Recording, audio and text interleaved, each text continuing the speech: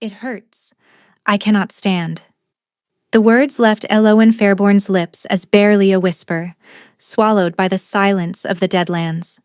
She lay curled on her side in the gray dust between two fallen pines, her body trembling so violently that her teeth cracked against each other with every spasm. Her fingers clawed at the frozen earth, nails splitting against stone, searching for something to hold on to while everything inside her came apart. The mate bond, or what remained of it, burned through her chest like a living flame. Each pulse sent white-hot agony radiating down her spine, through her ribs, into the marrow of her bones. She had heard stories about what rejection felt like. The elders in her pack used to whisper about it the way humans whispered about plagues. But no story, no warning, no whispered tale around a fire had prepared her for this. It was not the clean snap of a thread being cut. It was a slow, savage tearing, as though something with claws was reaching into her chest and pulling her wolf apart strand by strand. Her wolf, Nyx, had stopped howling 20 minutes ago. That terrified Elowen more than the pain. Since the day she presented as an Omega at 13, Nyx had been a constant presence in her mind, warm and fierce and stubbornly alive. Now there was only silence where her wolf should have been, a growing emptiness that felt like a room after someone had died in it. Elowen pressed her face into the dirt and tried to breathe. The air in the Deadlands tasted like ash and copper, the bitter residue of territory that belonged to no pack, land so stripped of life that even the trees had given up. No wolves hunted here, no patrols crossed this barren ground between the mountain territories. That was the point. That was why Aldrich had chosen this place. Blood had dried along her collarbone where his claws had caught her skin during the rejection ceremony. Not deep enough to kill, just deep enough to mark the severing. She could still feel the phantom pressure of his hand on her throat, holding her still while he spoke the words that dissolved their bond like acid poured on living tissue. Her body was shutting down. She could feel it happening in stages, the cold creeping inward from her fingers and toes, her heartbeat slowing, her vision narrowing to a gray tunnel. Without a pack bond to anchor her, without her mate bond to sustain her, an Omega's body simply stopped fighting. It curled inward like a wounded animal and waited for the end. Elowen closed her eyes. She had tried to do the right thing. She had tried to save them, the stolen Omegas, the shattered families, the wolves who had disappeared into the dark and never come home. And this was where righteousness had brought her. Face down in the dirt of a place called the Deadlands, dying alone because a man she had trusted decided she was easier to discard than to silence. A sound reached her through the fog of pain. Distant, low, the rhythmic crunch of paws on frozen ground. More than one set. Moving fast, her heart stuttered. Rogues. The Deadlands were riddled with them, wolves cast out of their packs, feral and desperate and drawn to the scent of vulnerable prey. An unbonded Omega bleeding in open territory was a death sentence wrapped in an invitation. Elowen tried to move, tried to push herself up. Her arms buckled. Her face hit the dirt again. The paw steps grew louder, closer, heavy and deliberate. Not the scattered scramble of rogues, something organized, something controlled. Please, she thought, please, not like this. The footsteps stopped. 3 days ago, Elowen Fairborn had believed she was about to become the luckiest Omega in the Northern Territories. The mating ceremony with Aldrich Thorne was supposed to happen at moonrise. Everything had been arranged for months, the alliance between her small Fairborn pack and the powerful Greymarch pack sealed with her hand and her bond. Her parents had wept with relief when the offer came. The Fairborns were a minor pack, barely 40 wolves clinging to a strip of forest at the edge of Greymarch territory. An alliance with the Thorne family meant protection, resources, survival. All it cost was their eldest daughter. Elowen had not minded. Not truly. Aldrich was handsome in the way that powerful men often were. He smiled easily, spoke beautifully, and carried the confidence of an alpha who had never been told no. When he held her hand during their courtship, his grip was firm, possessive, and she had mistaken that possession for desire. She had moved into the Greymarch estate 3 weeks before the ceremony, as tradition required. She had been obedient, gracious, everything an Omega bride was supposed to be. And then she found the room. It happened by accident. She had been looking for the kitchens, taken a wrong corridor in the sprawling manor, and found a study lined with filing cabinets and shelves stacked with leather-bound ledgers. The first ledger she opened contained names, female names, dozens of them, organized by date, with notations beside each one: transferred, relocated, sold. The word hit her like a physical blow. She turned the page. Beside each entry, a number that she realized with dawning horror was a price. These were Omegas, wolves from small packs, allied packs, packs that trusted the Thorns with their daughters. And the Thorns were selling them, transferring them to rogue packs, to underground breeding operations, to alphas who paid for what they could not earn through legitimate bonds. Names she recognized jumped from the pages. Oriel Marsh, 17, from the Fenwick pack. Supposedly ran away 2 years ago. Sold, the ledger said, for 12,000. Transferred to Sector 9, Lyrael Voss, 15. The Alpha King's younger sister. Disappeared during a border dispute 5 years ago. The entire Northern Territory had searched for her. And here, in Aldrich's father's handwriting, the truth. Relocated. 30,000. Private buyer. Eastern Territory. She should have run. She should have stolen the ledger and fled into the night.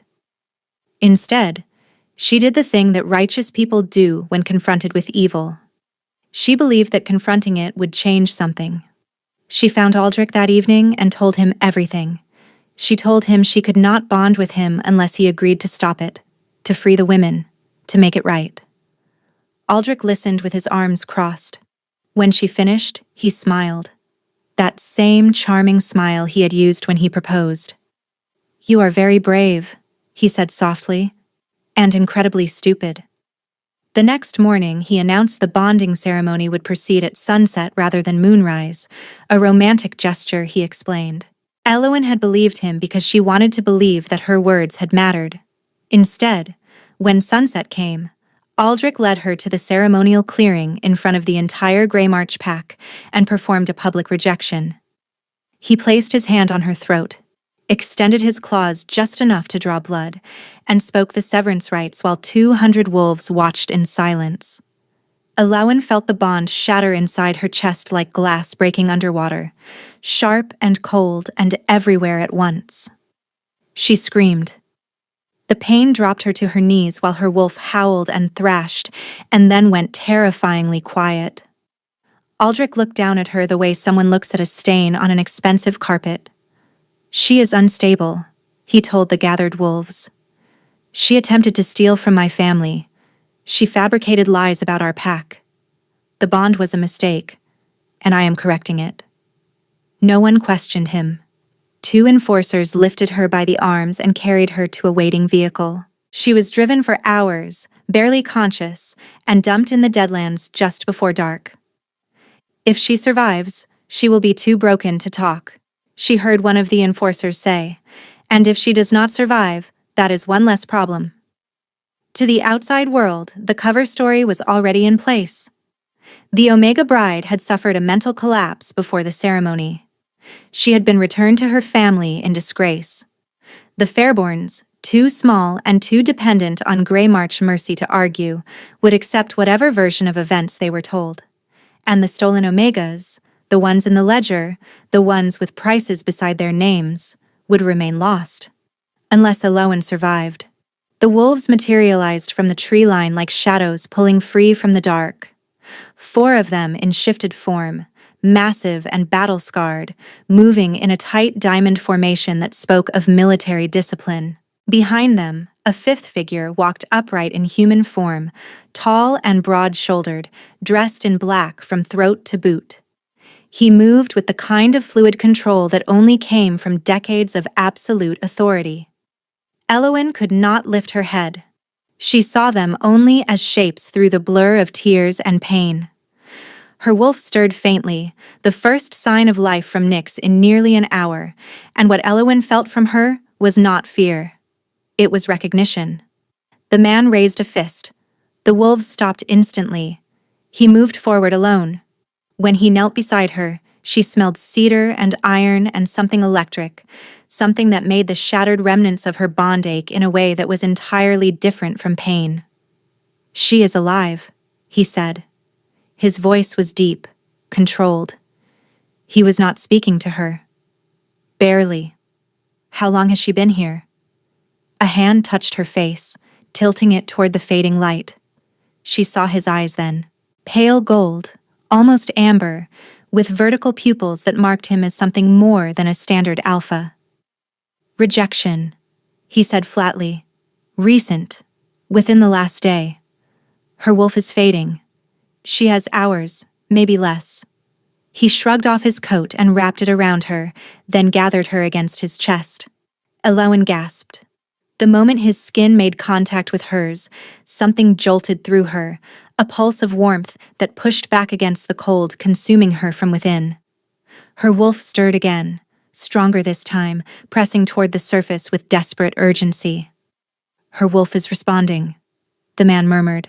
He stood, lifting her as though she weighed nothing. "We make for Ironmere, full pace, no stops." "My lord." One of the wolves shifted to human form, a scarred male with wary eyes. "She carries the Grey March scent. If we bring her into our territory, the Thorns will claim it is an act of aggression." "Let them claim whatever they wish. Kaelin. She was the Thorn Bride. If she is here, rejected and left to die, that is a Grey March matter.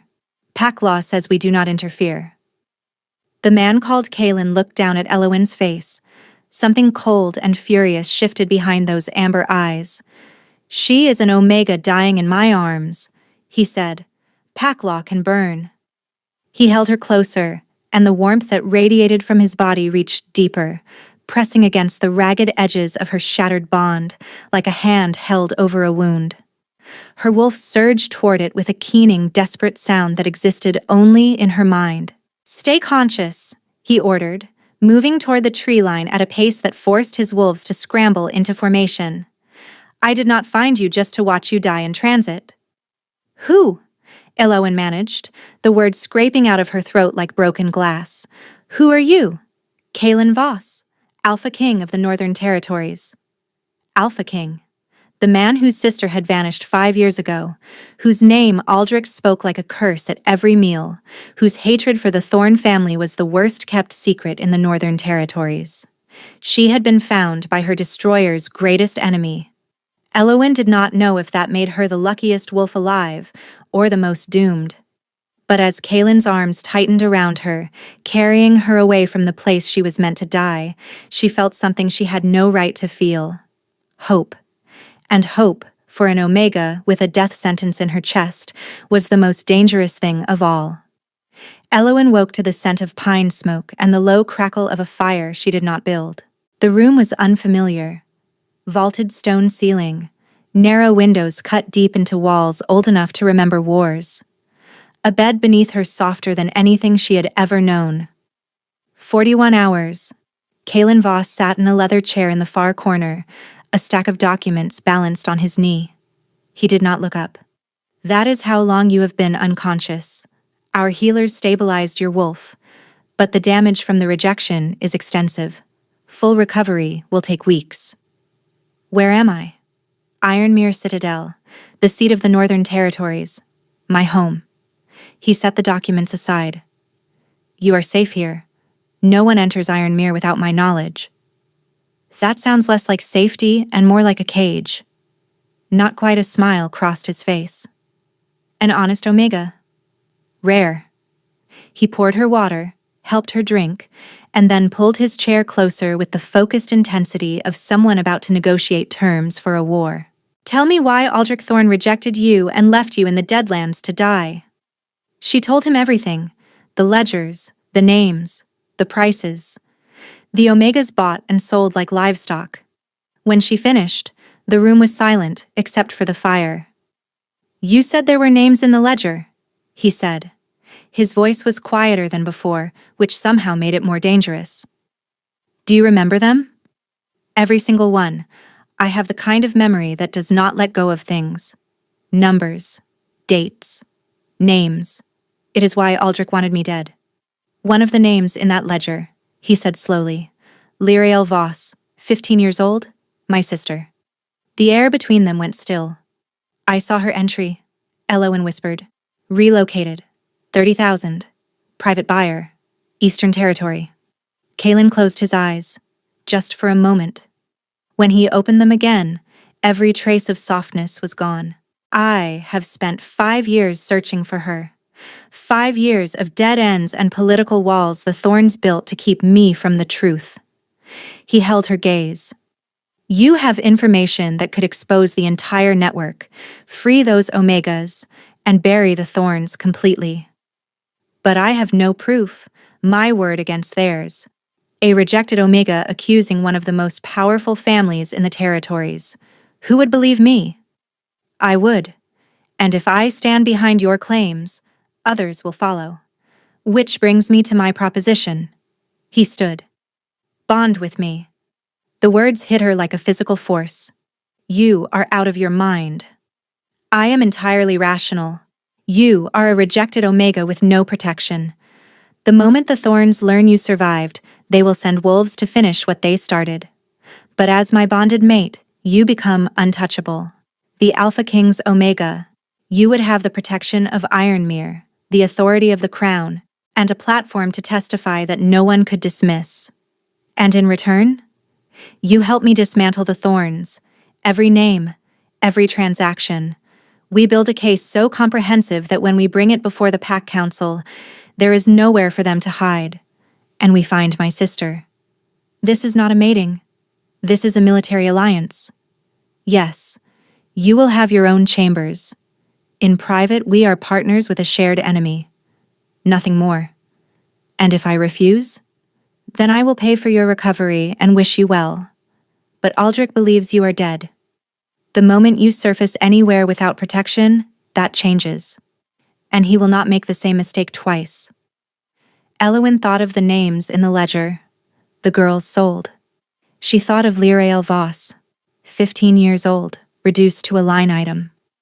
She thought of her own sister, Thalina, 12 years old, still living under Greymarch's shadow. "If I do this," she said, "I want your word this is about justice, not just revenge. Every Omega in that ledger, we find them. We bring them home." Kalen extended his hand. "Every single one. And my family, my parents, my sister. They need to be moved somewhere safe before the Thorns realize I am alive. Arrangements will begin immediately." She took his hand. His grip was warm, steady, and impossibly strong. "Then we have an agreement. Rest tonight. When you are strong enough to walk, I will show you Ironmere. We have work to do." "Kalen." He paused at the door. "Why were you in the Deadlands?" Something raw surfaced behind his eyes before he locked it down. "I received intelligence that rogue activity had increased near the Greymarch border. I wanted to see it for myself." He opened the door. "I was not looking for you, Elowen, but I am not sorry I found you." Then he was gone, and Elowen was alone with the fire and the weight of a choice that would either resurrect her or finish what Aldrich had started.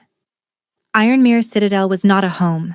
It was a fortress carved into the face of a mountain, all black stone and iron gates, with towers that pierced the cloud line. The Voss family had held it for 6 centuries. Elowen learned the layout in pieces, each day pushing further from her chambers as her body healed, and Nyx slowly clawed her way back to consciousness. Still damaged, still quieter than she should have been. But there, a flickering ember where a bonfire had once burned. On her 3rd day, Kalen assigned her a guide. Miravel Oaks was the Citadel's head of household, a beta female in her late 50s with silver-streaked hair pulled into a braid tight enough to double as a weapon. She had served 3 generations of Voss Alphas and carried herself with the rigid efficiency of someone who considered wasted time a personal insult. The Alpha King does not make impulsive decisions, Mirabelle told her on their first walk through the grounds. If he brought you here, he has calculated every outcome and determined that you are worth the risk. Do not make him regret that calculation. That is encouraging, Elowen said. It is not meant to be encouraging, it is meant to be honest. You have approximately 5 weeks before the sovereignty gathering. 5 weeks to learn how to stand like a queen, speak like a diplomat, and fight like you belong at the side of the Alpha King. The training was relentless. Pack protocols, diplomatic language, territorial law. The intricate hierarchy of the Northern Territories and who controlled what. She learned how to read a room full of alphas without flinching, how to project authority through posture alone, how to let silence do the work that words could not. A combat instructor named Brennick, a massive alpha with patience that did not match his size, taught her self-defense. You will never overpower an alpha, he told her bluntly, but you can outthink one. And if you outthink them fast enough, you do not need to overpower them.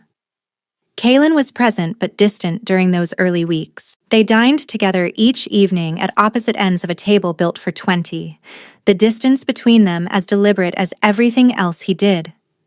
He asked precise questions about her progress, reviewed what the tutors had covered, and spent the remaining time extracting information from her memory. The 7th entry in the second ledger, he would say, and Elowen would close her eyes and recite numbers, names, and dates. Kaylin would cross-reference against his own intelligence, building a map of the Thorn trafficking network that grew more detailed with each session. 3 weeks in, he told her about Lyrael. She was 15, fierce, reckless. A ghost of a smile crossed his face. She was visiting a neutral territory for a diplomatic function, standard security escort. The escort was ambushed. 2 of my wolves were killed. The rest were drugged. When they woke, Lyrael was gone. Because the Thorns sold her. My sister. Sold for 30,000, like livestock. He turned from the fire to face Elowen. I swore I would find her. 5 years, and I have failed every single day. You have not failed. You did not have what you needed. Now you do. You carry these memories like weapons. Does it not haunt you? Every night. But ghosts make excellent motivation. Something shifted in his expression, as though a wall he had built between them had developed its first crack. There is something else, he said. Your wolf responding to my presence in the Deadlands, the rejection sickness stabilizing when I held you. That should not have been possible. A rejected Omega's wolf does not respond to a stranger's touch. Not unless there is a deeper resonance between them. What does that mean? It means, whatever bond we form publicly may have a foundation neither of us planned for. He stood. I will tell you more when I understand it myself. He left her with that, and Elowen spent the night feeling the faint, inexplicable pull toward a man who had offered strategy and might have accidentally offered something far more complicated. 4 weeks in, Kaylin hosted a territorial council dinner. 6 pack leaders from allied territories. It was supposed to happen later, but intelligence changed the timeline. Lady Grantham of the Ashvale Pack demanded an audit of her alliance contributions to the Thorns. Kaylin told Elowen that morning. Her accountants found discrepancies, the same patterns you described. And you need me to be the crack in their foundation. I need you to be the Omega who makes them question everything. Can you do this? I can do this. The dinner was held in Ironmere's Great Hall. Elowen descended the staircase on Kaylin's arm wearing deep sapphire silk that carried the same shade as the Voss family crest. A silver circlet sat in her dark hair. Steady, Kaylin murmured. You survived the Deadlands. A dinner party should not terrify you. The Deadlands did not judge my table manners. Something that might have been a laugh escaped him. Almost. When Lady Grantham mentioned the audit, Elowen seized the opening. She asked the right questions, offered careful observations about the Thorn financial structures, and suggested a full forensic audit without making a single direct accusation. The ripple moved through the table like a stone dropped in still water. After the guests departed, Kaylin found her in the corridor, leaning against the wall with her composure finally cracking. "You were remarkable," he said. "I was terrified." "Those are not mutually exclusive. Lady Grantham will launch the full audit by week's end. You planted the first crack tonight." "Careful," she said quietly. That almost sounded like a compliment. It was an assessment. They stood there in the corridor, the distance between them shrinking by fractions neither acknowledged, until Miravel's footsteps echoed from around the corner, and they stepped apart like wolves caught in firelight. The alliance had held its first test, and the bond between them, the one that was supposed to be purely strategic, had begun to shift into something neither could name. The Sovereignty Gathering was held once a year at Valenholt, the ancient neutral grounds where pack leaders convene to settle disputes, forge alliances, and remind each other that civilization was a choice they could revoke at any moment. 200 wolves from every major pack descended on the stone amphitheater built into the mountainside, filling the air with competing scents and barely concealed hostility. Elowen stood at the edge of the gathering field, Kaylin beside her, and felt every eye in the amphitheater turn toward them like predators tracking movement. Word had traveled fast. The Alpha King had taken a mate, not a political match from a powerful bloodline, an Omega, a nobody from the Fairborn pack. The whispers started immediately. "That is the Thorn reject? She does not look broken to me. The Alpha King bonded her? There must be a reason." Elowen kept her spine straight. She wore black and silver, the Voss colors, with the Alpha Queen's circlet gleaming against her dark hair. Her wolf pressed against the surface with a low, steady growl. "I am here," Nyx whispered. "I am not leaving." And then she saw him. Aldrich Thorn stood near the central fire pit, surrounded by Greymarch wolves. His parents flanked him, Lord Viken and Lady Saphira Thorn. He had not seen her yet. His attention was on a young female wolf at his side, another Omega, petite and pale and looking at him with the same trusting adoration Elowen recognized from her own reflection 6 weeks ago. He was already grooming the next one.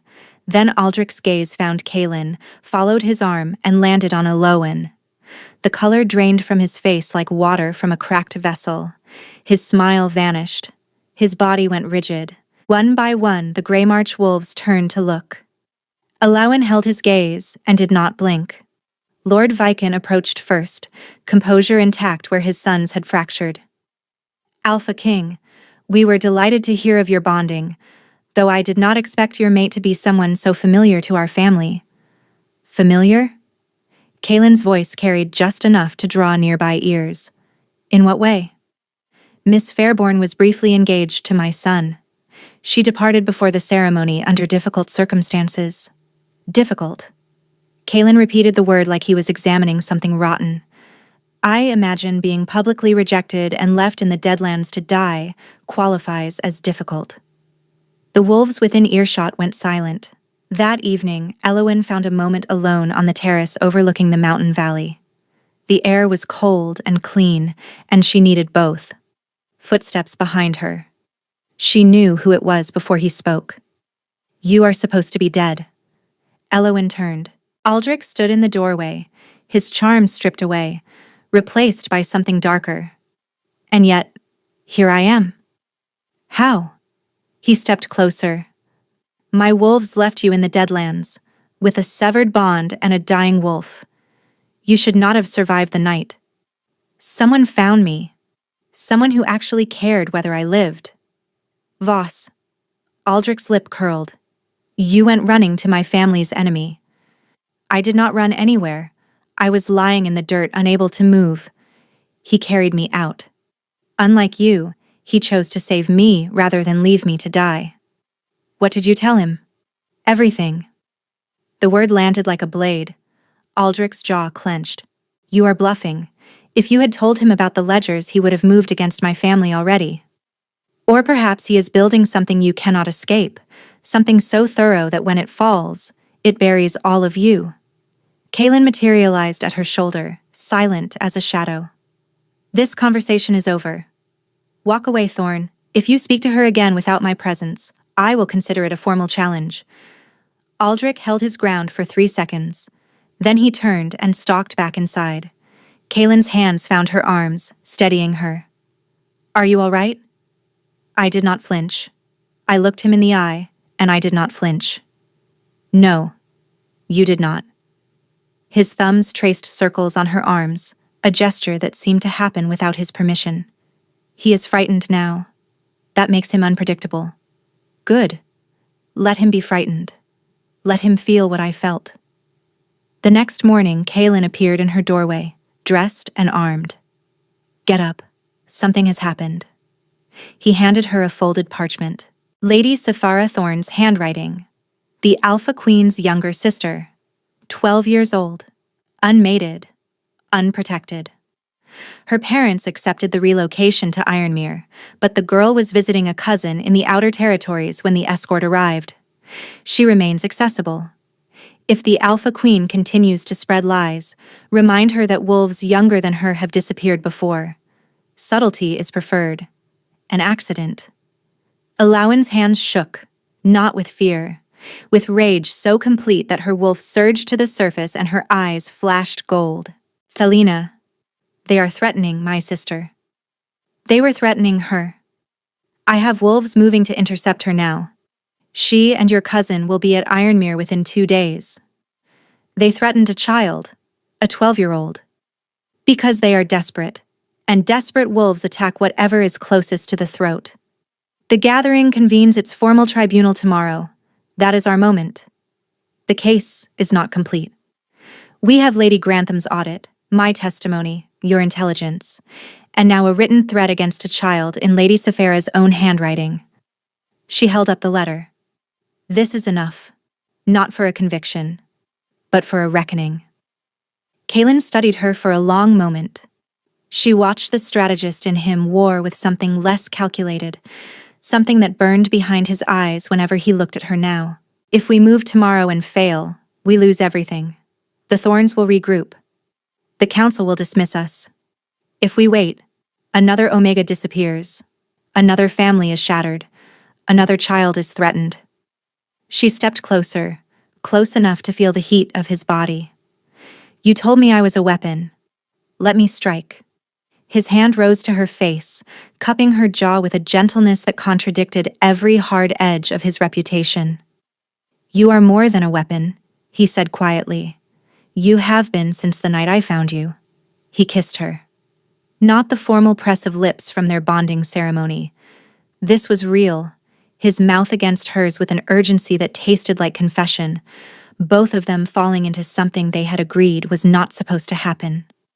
When they broke apart, Kaelin pressed his forehead against hers. Tomorrow, we bring everything.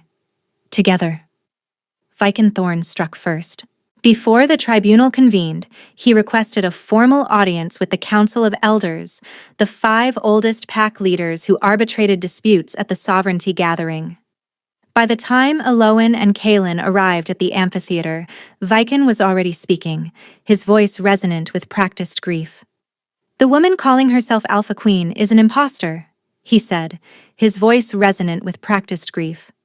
She was engaged to my son under false pretenses. She stole confidential financial records. When confronted, she suffered a psychological break. My son released her from the engagement out of compassion. She then appeared weeks later bonded to the Alpha King, our family's most vocal political opponent, armed with stolen information. He faced the amphitheater. I submit that this bonding is a fraud. Every accusation she has made is built on theft, delusion, and the Alpha King's vendetta against the Thorn bloodline. Magistrate Orville, the eldest council member, turned to Kaelin. Alpha King Voss, you will have the opportunity to respond, but if you cannot substantiate your counterclaims with evidence, this council will rule in Lord Thorn's favor. The consequences for false accusation are severe. Win, or be destroyed. That night they assembled every fragment of evidence, audit results, intelligence reports, reconstructed ledger entries, Saphara's letter. What if it is not enough? Elowen asked. It will not need to be enough alone, Kaelin said. I have someone. A former handler inside the Thorn operation. She escaped 3 years ago. I have kept her hidden, waiting for this moment. You never told me. I tell no one. That is how she has stayed alive. The tribunal convened at noon beneath a sky the color of iron. 200 wolves filled the amphitheater. The 5 council elders sat in elevated seats. The Thorns stood to the right, Kaelin and Elowen to the left. Behind them, in the shadows, a cloaked figure waited. Kaelin stepped forward. Lord Thorn has painted a compelling picture. Let us examine the truth. He produced documents. These are independent audit results from Lady Grantham of the Ashvale Pack. 15 years of contributions to the Thorn Territorial Fund, returns inflated by 32%, underlying assets that do not exist. Clerical errors? Viken said. One error is clerical. 43 discrepancies across 12 pack accounts suggest a pattern. I have similar findings from Lord Harkin and Lady Morith. Whispers erupted. Financial irregularities do not address Lord Thorn's allegations against the Alpha Queen, Magistrate Orville said. No. For that, I yield to my mate. Elowen stepped forward, her wolf pressed against her skin, fierce and present. I found records of Omegas being sold, transferred, given prices like they were property. Wolves from packs represented in this amphitheater today. Daughters, sisters, mates, sold to rogue operations and private buyers across the Eastern Territories. The amphitheater went deathly still. I confronted Aldrich Thorn. I told him I could not bond with him unless he stopped it. I asked him to make it right. Instead, he staged a public rejection to destroy my credibility, then had his enforcers drive me to the Deadlands and leave me there to die. Her voice did not waver. I survived because the Alpha King found me. I am standing here today because one wolf chose to save my life, while another chose to end it. Lies, Aldrich burst out. She is delusional. She fabricated everything. Then explain this. Kaelin held up the intercepted letter. He read it aloud, every word carrying across the amphitheater. The threat against a 12-year-old girl.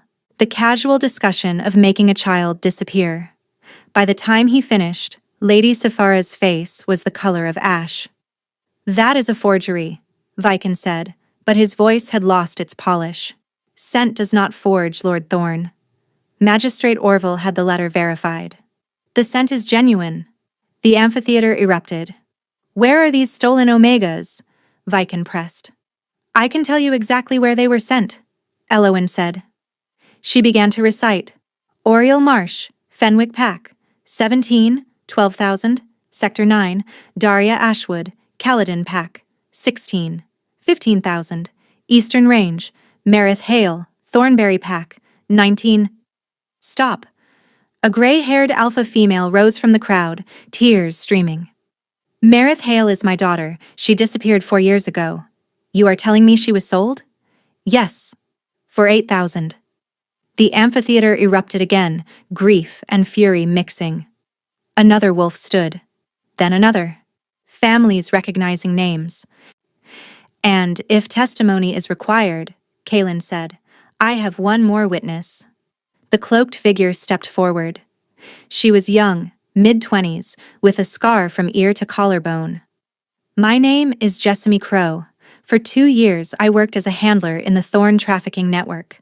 I transported 14 Omegas. I was recruited by Aldrich Thorn personally. She pulled aside her cloak, revealing scars across her arms. When I tried to leave, his enforcers nearly killed me. I escaped 3 years ago. I have been waiting for this moment. This is theater, Aldrich hissed. Then explain the scars. Explain why 14 Omegas I transported have never been seen again. Silence. Absolute devastating silence. Magistrate Orville rose. Lord Viken Thorn, Lady Saphara Thorn, Lord Aldrich Thorn. This council finds sufficient evidence to warrant immediate investigation into financial fraud, Omega trafficking, attempted murder, and conspiracy. You are stripped of territorial authority pending trial. Your assets are frozen. You cannot do this, Viken roared. You have held nothing. You have stolen. Orville's voice was ice. Enforcers, escort the Thorn family from these grounds. As guards surrounded the Thorns, Aldrich's eyes found Alawen. This is not over, he said. Yes, Alawen replied. It is. The Thorns were led away, and the amphitheater erupted in something Alawen had never expected to hear directed at her. Applause. 200 wolves acknowledging that an Omega they had dismissed as broken had just shattered the most powerful lie in the Northern Territories. Kaelin's arms circled her waist. You did it. We did it. They did not speak again until they were alone. The door closed against the world. When did this stop being strategy? She asked. Kaelin knelt in front of her, took her hands. The night you told me ghosts make excellent motivation. I realized you were not a tool. You were a person I was starting to need. And that terrified me more than anything the Thorns could do. You are the Alpha King. You are not supposed to be terrified. I am a wolf who found a dying Omega in the Deadlands and lost control of every plan because she refused to be anything less than extraordinary. He pressed her hands to his chest. I did not plan for you, Alawen. But somewhere between the strategy and the war, you became the thing I was actually fighting for. I do not want to be your queen because it is strategic. I want to be your queen because you chose me. I choose you. Every morning. Every night when I cannot sleep because I am terrified something will take you from me. His voice cracked. You are not a weapon. You are the reason the weapon matters. I love you, she whispered. I did not plan to, but I do. I have known since you looked Aldrich in the eye and did not flinch. I loved you for your courage before I loved you for anything else. They held each other while outside. The Northern Territories reshaped themselves around the truth they had spoken together. 4 months later, the first Omegas came home.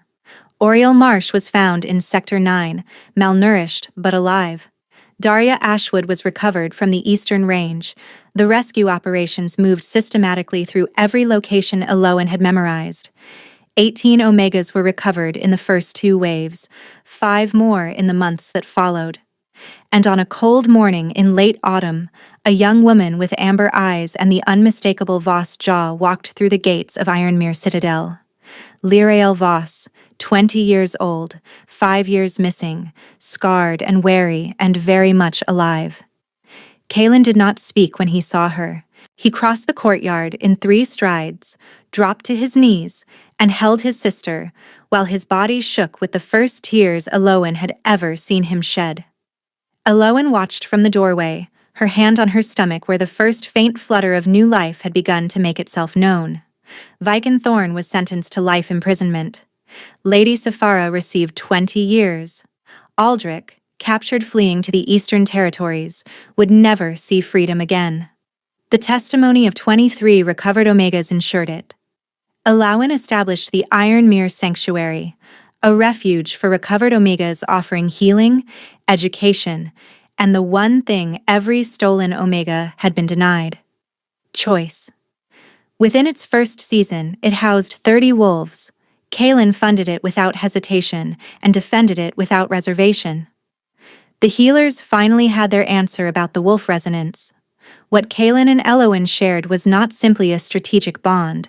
It was a true mate bond, one that had existed in potential long before they ever met. Nyx had recognized Kaelin's wolf in the Deadlands because the connection was already there, dormant, waiting. The rejection from Aldrich had not destroyed Elowen's capacity for bonding. It had cleared the way for the bond she was always meant to have. The universe has a cruel sense of timing, Kaelin said when the healers delivered their findings. Or a perfect one, Elowen replied. If Aldrich had not rejected me, I would never have found you.